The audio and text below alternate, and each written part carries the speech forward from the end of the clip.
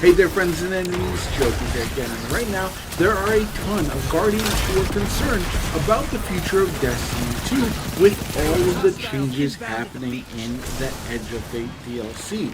And I understand completely people being worried about what is going to happen next.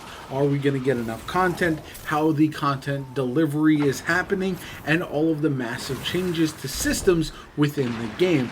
And I want to say that I personally believe this is absolutely necessary. It is a band-aid that needs to be pulled off, and it is very likely that the game is going to be better off for it in the long term, even if it can be a little bit frustrating in the short term. And I want to explain why in this video.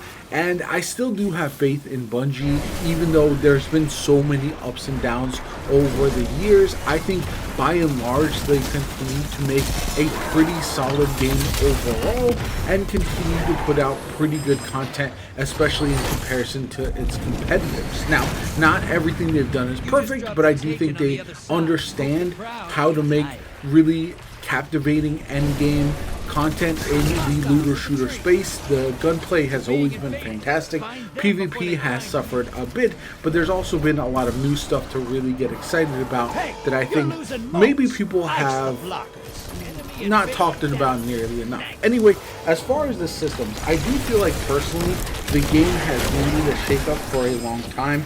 I do think that the developers over at Bungie were kind of waiting until after the final shape and the end of that 10-year saga to really change things up in this meaningful way.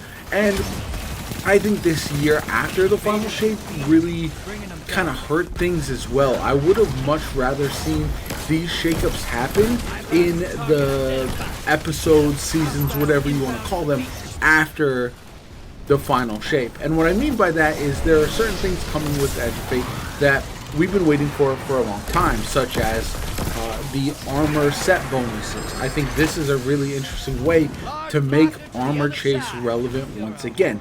It is going to be frustrating at first as you look for the perfect rolls on the different armor sets. Your old armor sets become relatively obsolete, and I do think this is something that will be somewhat annoying initially, but 6 months from now we'll look back as a largely positive thing, as we don't really enjoy getting armor drops right now unless they are artifice armor, and because of that it just felt like a wasted drop more often than not, especially outside of the first. You get the first one if you want to transmog with that armor set, but after that it was relatively useless, especially because most places would drop low quality armor as far as stats go. And so because of that, this is a change that's needed to happen for a very, very long time.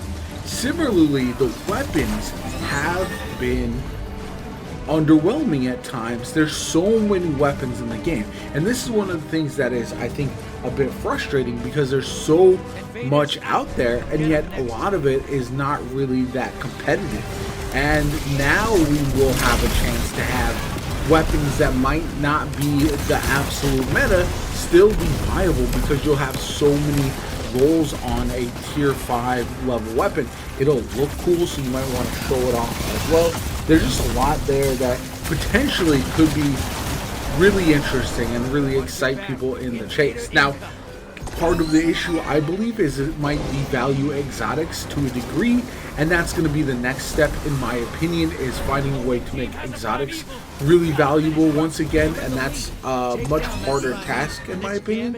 I think that's one of the things that's really hurt Destiny.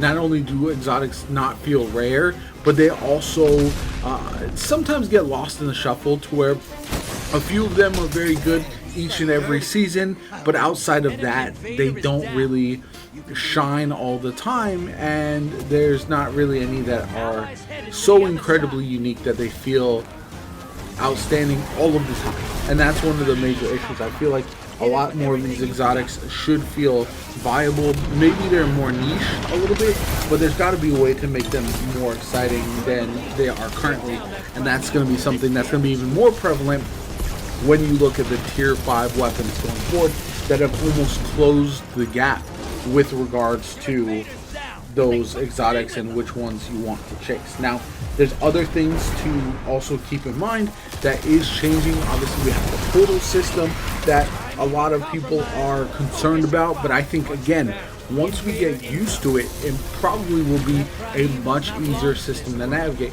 What I've found within video games, whenever there's a change to the UI, to the menu systems, people initially are very negative about it just as a reaction because they're comfortable with what they know. But once those changes are implemented, they're there for a while, we start to use them a little bit more often. We see within the portal section that we're going to have a lot more options with regards to tailoring modifiers and all of that in the game, and I think all of that could be very, very interesting when you are looking for that perfect piece of loot, and so you can target farm just a little bit better. It seems like crafting is a thing of the past. Some people loved it, some people hated it, but I do think having specific places and ways to farm weapons is a better call than crafting overall, just because it allows that agency without devaluing all the other drops after you get that crafted roll done. And so that's really what the struggle was with crafting, is it felt like once you had a crafted roll, everything else that you got dropped was just a waste of space, and so it was instantly deleted. I do think that's not a great thing when it comes to a looter shooter. If the weapons are going to be craftable, they would have had to been not as strong as the random drops, in my opinion. I think you could have some base level craftable weapons that are solid as like almost like entry to mid-level weapons, and then the really good weapons would not have been craftable. But that's a ship that has sailed for quite some time. So now looking forward, it doesn't seem like we are going to get crafting weapons as much in the future. Now, some other changes that I think will be beneficial long term are the fact that we will have these ritual and system changes with regards to solo play as well as with fire teams. I think having more solo options is a great thing, but you have to make sure it's as comparable as possible when it comes to difficulty with solo activities versus group activities. Solo challenges are very popular within the community, so you can make some really difficult ones and have some challenging options, whereas you can also make some for fire teams and hopefully ramp up the difficulty. We know there's the raid coming with the Edge of Fate.